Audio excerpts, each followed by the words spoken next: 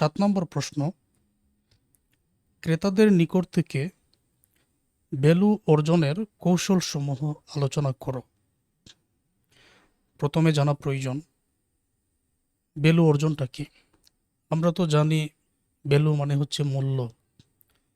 তাহলে ক্রেতাদের নিকট থেকে মূল্য অর্জন, অর্থাৎ ক্রেতারা যাতে তোমার পণ্যের প্রতি আগ্রহী থাকে, এই বিষয়টাকে এখানে বোঝানো হয়েছে। ক্রেতার সাথে ভালো সম্পর্ক, এই বিষয়টাকে এখানে বোঝানো হয়েছে। এখানে বলা হয়েছে আধুনিক ব্যবসায় সফল হতে হলে শুধুমাত্র পণ্য বিক্রি করাই যথেষ্ট নয়, বরং ক্রেতার সন্তুষ্টি অর্জনের মাধ্যমে প্রতিষ্ঠানকে ক্রেতাদের নিকট থেকে দীর্ঘমেয়াদে ভ্যালু বা মূল্য অর্জন করতে হয়। এই ভ্যালু অর্জনের মাধ্যমে ব্যবসা লাভবান হয় এবং দীর্ঘস্থায়ী সম্পর্ক গড়ে ওঠে। নিচে ভোক্তার কাছ থেকে ভ্যালু অর্জনের প্রধান কৌশলসমূহ আলোচনা করা হলো। আচ্ছা, শুধুমাত্র তুমি ক্রেতার কাছে বিক্রি করলে এটাই কিন্তু যথেষ্ট নয়। তোমাকে লক্ষ্য রাখতে হবে যে তোমার প্রোডাক্টের প্রতি ক্রেতা সন্তুষ্ট কিনা, এ বিষয়টা লক্ষ্য রাখতে হবে। ক্রেতাদের নিকট থেকে ভ্যালু অর্জনের যে কৌশল, এখানে আলাদা আলাদা পয়েন্ট আছে, আমি এক এক করে আলোচনা করতেছি। 1 নম্বর পয়েন্ট তোমরা মনে রাখবে, গ্রাহক চাহিদা নির্ধারণ ও বিশ্লেষণ। তখন এটাতে তোমরা লিখতে পারো, ভোক্তার প্রকৃত চাহিদা ও সমস্যা চিহ্নিত করে তাদের জন্য উপযুক্ত সমাধান প্রদান করতে হবে। এজন্য বাজার গবেষণা অপরিহার্য। তুমি যদি ক্রেতাদের নিকট থেকে ভ্যালু অর্জন করতে চাও, ক্রেতার সাথে ভালো সম্পর্ক রাখতে চাও, তখন 1 নম্বর যে কৌশল, তোমাকে গ্রাহকের চাহিদা নির্ধারণ করতে হবে, বিশ্লেষণ করতে হবে, ওইটা দেখতে হবে ওই প্রোডাক্টের প্রতি গ্রাহকের চাহিদাটা আসলে কেমন। তো উপযুক্ত কারণসমূহ চিহ্নিত করবে, কোনো সমস্যা থাকলে এটা সমাধান করবে, বাজার নিয়ে গবেষণা করবে। তো 1 নম্বর পয়েন্ট হলো এটা, শীট থেকে পড়ে নেবেন। 2 নম্বর, মানসম্পন্ন পণ্য সেবা প্রদান। মানসম্পন্ন পণ্য সেবা প্রদান, তোমার যদি ক্রেতার সাথে ভালো সম্পর্ক রাখতে হয় তাহলে তো মানসম্পন্ন পণ্য বিক্রি করতে হবে। আর যদি এমন হয় যে তুমি সেবা প্রদান করতেছো বা তোমার সেবামূলক ব্যবসা প্রতিষ্ঠান, তখন মানসম্পন্ন ভালো সেবা প্রদান করবে।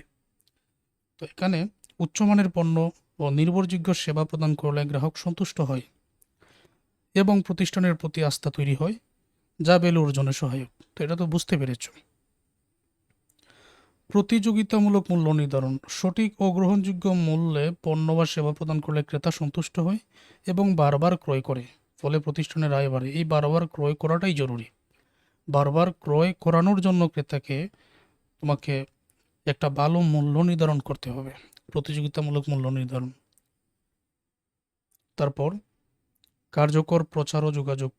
বর্তমান যুগ হলো আধুনিক যুগ, অনলাইনেই অনেক কিছু হয়, যেমন বিজ্ঞাপন, সোশ্যাল মিডিয়া, ইমেইল মার্কেটিং ইত্যাদির মাধ্যমে ক্রেতার সঙ্গে নিয়মিত যোগাযোগ রাখা ভ্যালু তৈরি করে।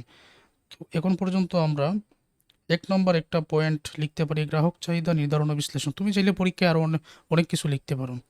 মানসম্পন্ন পণ্য সেবা প্রদান, প্রতিযোগিতামূলক মূল্য নির্ধারণ, কার্যকর প্রচার ও যোগাযোগ।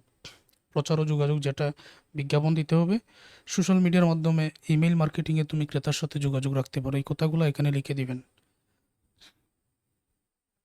গ্রাহক সম্পর্ক ব্যবস্থাপনা বলতে এখানে কি বোঝানো হয়েছে, বিশেষ সফটওয়্যার ও কৌশলের মাধ্যমে ক্রেতার তথ্য সংগ্রহ বিশ্লেষণ করে তাদের পছন্দ অনুযায়ী সেবা প্রদান করা যায়, যা ভ্যালু বাড়ায়। এটাকে বলা হয়েছে গ্রাহক সম্পর্ক ব্যবস্থাপনা। বিভিন্ন সফটওয়্যার আছে, তো ওই সফটওয়্যারের মাধ্যমে এবং বিভিন্ন কৌশলের মাধ্যমে ক্রেতার তথ্য সংগ্রহ করবেন, বিশ্লেষণ করবেন, দেখবেন যে তাদের পছন্দ কি। ক্রেতার তথ্য বলতে এখানে ক্রেতার পছন্দ, চাহিদা ইত্যাদিকে বোঝানো হয়েছে। তো বিশ্লেষণ করে যেটা তাদের পছন্দ ওই অনুযায়ী যদি সেবাটা প্রদান করেন বা বিক্রি করেন, তখন ভ্যালুটা তোমার বাড়বে। বিক্রয়োত্তর সেবা প্রদান, পণ্য বিক্রির পর ক্রেতাকে প্রয়োজনীয় সহায়তা, গ্যারান্টি বা পরিবর্তনের সুবিধা দিলে তারা প্রতিষ্ঠানের প্রতি অনুগত হয়। হ্যাঁ, পণ্য বিক্রয় করার বিক্রয়োত্তর সেবা প্রদান মানে বিক্রয় করার পরে যে সেবা, পণ্যটা তুমি বিক্রি করলে বিক্রি করার সময় এটা গ্যারান্টি দিয়ে দিলে, এতে করে ক্রেতার আস্থা বাড়বে, তাই না? তো পণ্য বিক্রির পর ক্রেতাকে প্রয়োজনীয় সহায়তা, গ্যারান্টি বা পরিবর্তনের সুবিধা দিলে তারা প্রতিষ্ঠানের প্রতি অনুগত হয়। সৃজনশীলতা ও উদ্ভাবন, নতুন ডিজাইন, নতুন প্রযুক্তি বা ভিন্ন ধরনের অফার দিয়ে ক্রেতার দৃষ্টি আকর্ষণ ও সন্তুষ্টি অর্জন করা যায়। সৃজনশীল বলতে তো নতুন করে কোনো কিছু সৃষ্টি, এটাই তো বলা হয়েছে উদ্ভাবন। তো নতুন ডিজাইন দিবেন, নতুন প্রযুক্তি, ভিন্ন ধরনের অফার দিবেন, এতে করে ক্রেতার দৃষ্টি আকর্ষণ হবে, সন্তুষ্টি অর্জন করা যাবে, স্বাভাবিক। ব্র্যান্ড ইমেজ ও বিশ্বাসযোগ্যতা, তো ব্র্যান্ডে পরিণত হলে এটার কিন্তু বিক্রয় বেড়ে যায়, এটার আলাদা মূল্য থাকে। একটি ভালো ব্র্যান্ড ইমেজ প্রতিষ্ঠা করলে ক্রেতা সহজে আকৃষ্ট হয়, প্রতিষ্ঠান থেকে ক্রয় করতে আগ্রহী হয়। উপসংহারের মাধ্যমে শেষ করব, ভোক্তার নিকট থেকে ভ্যালু অর্জনের মাধ্যমে শুধু তাৎক্ষণিক লাভ নয়, বরং প্রতিষ্ঠানের সুনাম, দীর্ঘমেয়াদী গ্রাহক সম্পর্ক এবং ভবিষ্যতের ক্রয়ের সম্ভাবনাও বৃদ্ধি পায়। এই জন্য প্রতিষ্ঠানকে ব্যবসায় গ্রাহক কেন্দ্রিক কৌশল গ্রহণ করতে হবে। তো যে প্রশ্নটা ছিল ক্রেতাদের নিকট থেকে ভ্যালু অর্জনের কৌশলসমূহ, এখন এই ভিডিওটা দেখার পরে তোমরা শীটটা পড়ে নিবে। 8 নম্বর প্রশ্ন, বাজারজাতকরণ মতবাদ কি? প্রশ্ন থাকবে তোমাদের পরীক্ষায়। তো বাজারজাতকরণ মতবাদ বলতে এক কথায় যদি বলি যে গ্রাহকের সন্তুষ্টির জন্য যা করা প্রয়োজন, এটা বাজারজাতকরণ মতবাদ। তো এখানে যা বলা হয়েছে, বাজারজাতকরণ মতবাদ হলো একটি আধুনিক ব্যবসায়িক দৃষ্টিভঙ্গি যার মূল লক্ষ্য হলো ভোক্তার চাহিদা ও সন্তুষ্টিকে সর্বোচ্চ গুরুত্ব দিয়ে পণ্য বা সেবা উৎপাদন ও সরবরাহ করা। এই মতবাদ অনুসারে যে প্রতিষ্ঠান গ্রাহকের প্রয়োজন ও চাহিদা বুঝে মানসম্পন্ন পণ্য সঠিক মূল্য সময়ের সরবরাহ করে, সেই প্রতিষ্ঠানের বাজারে সফলতা অর্জন করতে পারে। তাহলে আমরা বুঝতে পারলাম যে বাজারজাতকরণ মতবাদ এটা হচ্ছে একটি আধুনিক ব্যবসায়িক দৃষ্টিভঙ্গি যার মূল লক্ষ্য হলো ভোক্তার চাহিদা সন্তুষ্টি সর্বোচ্চ গুরুত্ব দিয়ে পণ্য ও সেবা উৎপাদন ও সরবরাহ করা। বাজারজাতকরণ মতবাদের যে বৈশিষ্ট্য, এটা আমি আলাদা করে এখানে রেখেছি, আর এখানে আমি শীটের মধ্যে যা রেখেছি তোমাদের সহজে বোঝানোর জন্য। 1, গ্রাহকের চাহিদার প্রতি সর্বোচ্চ গুরুত্ব দেওয়া, এটা বাজারজাতকরণ মতবাদের বৈশিষ্ট্য। দীর্ঘমেয়াদী লাভ অর্জনের চেষ্টা, তোমার ব্যবসা থেকে যাতে লাভ হয়, এটা যাতে দীর্ঘমেয়াদী হয়। তারপর পণ্যের গুণগত মান বজায় রাখা, ভালো রাখা। গ্রাহক সন্তুষ্টির মাধ্যমে বাজারে অবস্থান তৈরি, গ্রাহক যদি বারবার তোমার প্রতিষ্ঠান থেকে পণ্য ক্রয় করে, ওইটার গুণগত মান যদি ভালো থাকে, বাজারে তোমার ভালো একটা অবস্থান এমনিতেই তৈরি হবে। প্রতিযোগিতামূলক কৌশল গ্রহণ, বাজার বিশ্লেষণ করবে, দেখবে যে কি করলে তোমার ভালো হয়, এইটা হচ্ছে প্রতিযোগিতামূলক কৌশল গ্রহণ করবেন। আধুনিক বিপণন কার্যাবলী ব্যবহার, এখন বাজারজাতকরণ বিপণন সবসময় তো একই না, যেমন বর্তমান হচ্ছে অনলাইনের যুগ, এখন আধুনিক যে উপায়ে কাজ করলে ওইটা ভালো মার্কেটিং করা যায়, সেই অনুযায়ী তো তোমাকে করতে হবে। উপসংহারে এটা দিতে পারো, বাজারজাতকরণ মতবাদ একটি গ্রাহক কেন্দ্রিক দৃষ্টিভঙ্গি যা প্রতিষ্ঠানের দীর্ঘমেয়াদী সাফল্যের জন্য অত্যন্ত গুরুত্বপূর্ণ। এই মতবাদের মাধ্যমে প্রতিষ্ঠান শুধু পণ্য বিক্রি করে না, বরং গ্রাহকের সঙ্গে একটি স্থায়ী সম্পর্ক গড়ে তোলে, অর্থাৎ এটা গ্রাহকের সাথেই কিন্তু সম্পর্কিত। ধারণাটা যাতে মনে থাকে। 8 নম্বরে আসো, বাংলাদেশে বাজারজাতকরণ মতবাদ প্রয়োগের সমস্যাগুলো আলোচনা করো। পার্ট সি এর জন্য গুরুত্বপূর্ণ এটা, তো এটা ধারণাটা নাও। বাংলাদেশে বাজারজাতকরণ মতবাদ প্রয়োগের যে সমস্যা, তো বাজারজাতকরণ মতবাদ বলতে গ্রাহকের সন্তুষ্টি, ভোক্তার চাহিদা সন্তুষ্টির ভিত্তিতে সেবা উৎপাদন সরবরাহ করা, প্রোডাক্ট বিক্রি করা, এটাই তো। এখন বাংলাদেশে কী ধরনের সমস্যা হতে পারে, এই অনুযায়ী আমরা একটু পড়ি। মনে করো তুমি একবার আমার সাথে পড়লে, তারপর শীট থেকে তুমি নিজে আবার কয়েকবার পড়ে নিলে আয়ত্ত হয়ে যাবে। বাজারজাতকরণ মতবাদ অনুযায়ী ব্যবসায়ের প্রধান লক্ষ্য হলো ভোক্তার চাহিদা ও সন্তুষ্টির ভিত্তিতে পণ্য বা সেবা উৎপাদন ও সরবরাহ করা। তবে বাংলাদেশের প্রেক্ষাপটে এই মতবাদ বাস্তবায়নের নানা প্রতিবন্ধকতা রয়েছে, যা নিচে তুলে ধরা হলো। বাংলাদেশে আসলে কী সমস্যা? আধুনিক বিপণন জ্ঞানের অভাব আছে। বাংলাদেশে অনেক ব্যবসায়ী এখনও প্রচলিত বিক্রয় কেন্দ্রিক দ্বারাই পরিচালিত হন। প্রচলিত শুধু বিক্রয় করবেন, আর কোনো কিছু চিন্তা করেন না। আধুনিক বিপণন মতবাদের জ্ঞান ও প্রশিক্ষণের ঘাটতি রয়েছে তাদের মধ্যে। আধুনিক যে বাজারজাতকরণ মার্কেটিং, এইটার জ্ঞানের অভাব আছে, এমনকি তাদের প্রশিক্ষণেরও ঘাটতি আছে, যার কারণে বাংলাদেশে বাজারজাতকরণ মতবাদের প্রতি তেমন একটা গুরুত্ব দেওয়া হয় না। ওকে, গবেষণা ও তথ্য ঘাটতি। সঠিক বাজার গবেষণা, গ্রাহকের চাহিদা বিশ্লেষণ ইত্যাদি পর্যাপ্ত তথ্য না থাকায় বিপণন সিদ্ধান্ত ভুল হতে পারে। গবেষণা না করার কারণে, তথ্যের ঘাটতি থাকার কারণে। বুঝতে পেরেছো তো এটা? প্রযুক্তির অপর্যাপ্ত ব্যবহার। ডিজিটাল বিপণন, ডেটা অ্যানালিটিক্স, ই কমার্স ইত্যাদি প্রযুক্তির ব্যবহারে অনেক প্রতিষ্ঠান এখনো পিছিয়ে আছে, যার কারণে এই সমস্যা। দক্ষ বিপণন কর্মীর অভাব। প্রশিক্ষিত অভিজ্ঞ মার্কেটিং পেশাজীবীর সংকট থাকায় অনেক প্রতিষ্ঠান পেশাদার বিপণন কৌশল বাস্তবায়নে ব্যর্থ হয়।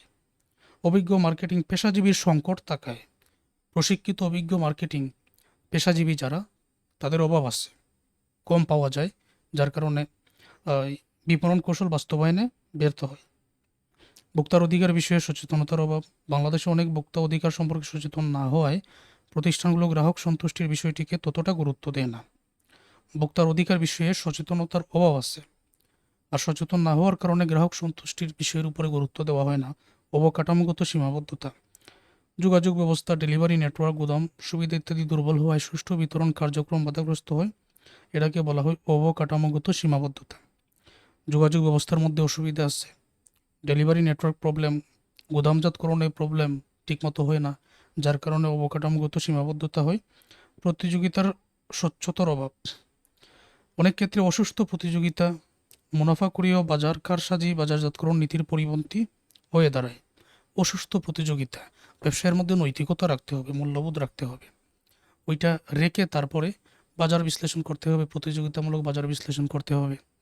ব্র্যান্ড সচেতনতা কম। বাংলাদেশের গ্রামীণ ও নিম্নবিত্ত জনগোষ্ঠীর মধ্যে ব্র্যান্ড সচেতনতা, পণ্য মূল্যায়নের মানদণ্ড এখনও সীমিত। তো এই জন্য ব্র্যান্ড সচেতনতা কম এখানে বলা হয়েছে। গ্রামীণ ও নিম্নবিত্ত জনগোষ্ঠীর মধ্যে ব্র্যান্ড সচেতনতা, পণ্য মূল্যায়নের মানদণ্ড এখনও সীমিত। তারা এই গ্রামীণ নিম্নবিত্ত জনগোষ্ঠী যারা, তারা তো আধুনিক বিপণন সম্পর্কে কম জানবে। তো কম জানার কারণে পণ্য মূল্যায়নের মানদণ্ড ওইখানে এখনও সীমিত। উপসংহার: বাংলাদেশে বাজারজাতকরণ মতবাদ বাস্তবায়নে উল্লেখযোগ্য কিছু সমস্যা বিদ্যমান। এসব সমস্যা দূর করতে ব্যবসায়ী, সরকার ও ভোক্তাসহ সংশ্লিষ্ট সকলকে সচেতন ও কার্যকর উদ্যোগ গ্রহণ করতে হবে, তবেই গ্রাহক কেন্দ্রিক বিপণন কৌশল সফলভাবে বাস্তবায়ন সম্ভব হবে। বাংলাদেশে বাজারজাতকরণ মতবাদ বাস্তবায়নে উল্লেখযোগ্য কিছু সমস্যা বিদ্যমান, যেগুলো উপরে বলা হয়েছে। এসব সমস্যা দূর করতে ব্যবসায়ী, সরকার, ভোক্তা সহ সংশ্লিষ্ট সকলকে সচেতন ও কার্যকর উদ্যোগ গ্রহণ করতে হবে, তবেই গ্রাহক কেন্দ্রিক বিপণন কৌশল সফলভাবে বাস্তবায়ন সম্ভব হবে। আমরা যে এটা জানলাম, বাজারজাতকরণ মতবাদ, এটা কিন্তু গ্রাহক কেন্দ্রিক, গ্রাহকের সন্তুষ্টি ওইটার উপরে এটা আলোচনা করে, বাজারজাতকরণ মতবাদ যেটা। তো এখানে পয়েন্টগুলো: আধুনিক বিপণন জ্ঞানের অভাব আছে, গবেষণা তথ্য ঘাটতির, প্রযুক্তির অপর্যাপ্ত ব্যবহার, দক্ষ বিপণন কর্মীর অভাব, ভোক্তা অধিকার বিষয়ে সচেতনতার অভাব, অবকাঠামোগত সীমাবদ্ধতা, প্রতিযোগিতা স্বচ্ছতার অভাব ইত্যাদি। আশা করব যে তোমরা এটা বুঝতে পেরেছ। বাজারজাতকরণ মতবাদ কি, এটাও ধরে নাও 8 নম্বর প্রশ্নের অন্তর্ভুক্ত, এটাও ধরে নাও 8 নম্বর প্রশ্নের অন্তর্ভুক্ত। তারপর আমি 9 নম্বর প্রশ্নটাও এখানে দেখিয়ে দিচ্ছি। বাজারজাতকরণ কৌশল কি?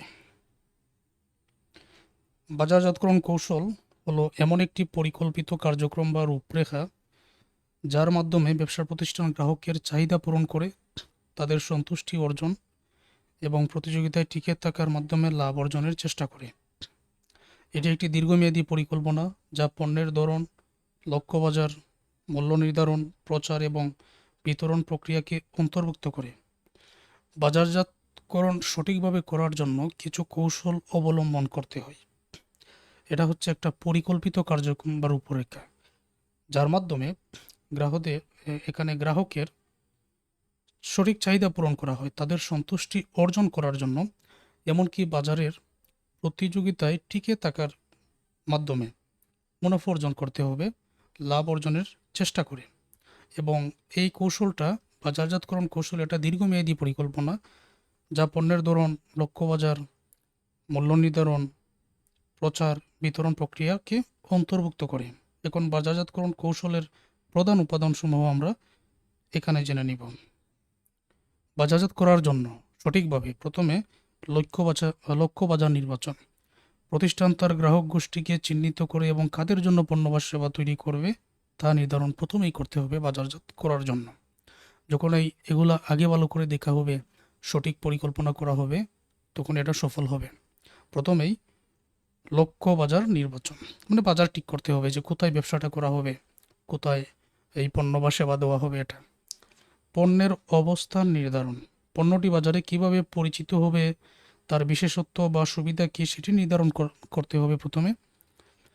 বিপণন মিশ্রণ, মার্কেটিং মিক্স, যেমন পণ্য, মূল্য, স্থান, প্রচার, এই 4টি উপাদানকে পরিকল্পিতভাবে ব্যবহার করা হয়। ভোক্তার সন্তুষ্টির জন্য তো প্রথমে কিছু সিদ্ধান্ত নিতেই হয়, আর সিদ্ধান্ত নেওয়ার জন্য পরিকল্পনার প্রয়োজন আছে। তখন 4টি বিষয়ের উপরে গুরুত্ব দিতে হয়।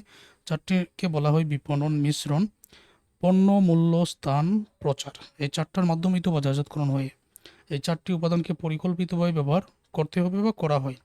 এটাই একটি বাজারজাতকরণ কৌশল। প্রতিযোগিতামূলক কৌশল। প্রতিযোগিতার মোকাবেলায় পণ্যের গুণমান, মূল্য বা বিশেষ সেবা দিয়ে গ্রাহকের মনোযোগ আকর্ষণ করা হয়। বাজারে তো প্রতিযোগী থাকবে স্বাভাবিক, তো ওই প্রতিযোগিতার মোকাবেলায় তোমার পণ্যটা যাতে ভালো হয়, ওইটার গুণমান যাতে ঠিক থাকে, মূল্য যাতে ঠিক থাকে, বিশেষ সেবা, অফার, এগুলো যাতে ঠিক থাকে। বিপণন লক্ষ্য নির্ধারণ, যেমন বিক্রয় বৃদ্ধির হার, বাজার শেয়ার বৃদ্ধি, ব্র্যান্ড সচেতনতা বৃদ্ধি ইত্যাদি। এই বিপণন লক্ষ্য নির্ধারণ এগুলো ঠিক থাকতে হবে। মূল্যায়ন ও নিয়ন্ত্রণ, নির্দিষ্ট সময় পর কৌশলের কার্যকারিতা পর্যালোচনা করে প্রয়োজনীয় সংশোধন আনা হয়। মূল্যায়ন করতে হবে, কোথাও যদি কোনো অসঙ্গতি হয় সেটা নিয়ন্ত্রণ করতে হবে। এটাই বলা হয়েছে মূল্যায়ন ও নিয়ন্ত্রণ। উপসংহার, বাজারজাতকরণ কৌশল একটি ব্যবসার সাফল্যের জন্য অত্যন্ত গুরুত্বপূর্ণ। এটি কেবল পণ্য বিক্রির পরিকল্পনা নয়, বরং পুরো বাজারকে বুঝে কাস্টমার সন্তুষ্টির মাধ্যমে প্রতিষ্ঠানের লাভ ও দীর্ঘমেয়াদী সম্পর্ক তৈরির একটি কৌশলগত প্রক্রিয়া। আর বাজারজাতকরণ কৌশলের আমাদের এখানে যে পয়েন্টগুলো আমরা লিখতে পারি, প্রথমেই বাজার ঠিক করতে হবে, পণ্যের অবস্থান ঠিক করতে হবে, পণ্যের গুণাগুণ কী এগুলো ঠিক করতে হবে যাতে গ্রাহকরা আকৃষ্ট হয়। বিপণন মিশ্রণ, এগুলো ভালো করে পরিকল্পিতভাবে ব্যবহার করতে হবে। প্রতিযোগিতামূলক বাজারে কৌশল অবলম্বন করতে হবে পণ্যের গুণগত মান ভালো রেখে। বিপণন লক্ষ্য নির্ধারণ করতে হবে যে তুমি বাজারজাতকরণ করবে, তোমার যাতে বিক্রয় বৃদ্ধি পায়, শেয়ার বৃদ্ধি পায়, ব্র্যান্ড সচেতনতা বৃদ্ধি পায়। মূল্যায়ন করতে হবে, যে কোনো কিছু অতিরিক্ত অসঙ্গতি হলে সেটা নিয়ন্ত্রণ করতে হবে। ওকে, ওই 3টা ক্লাসের মাধ্যমে যতটা প্রশ্ন বোঝানো হয়েছে এগুলো আয়ত্ত করো।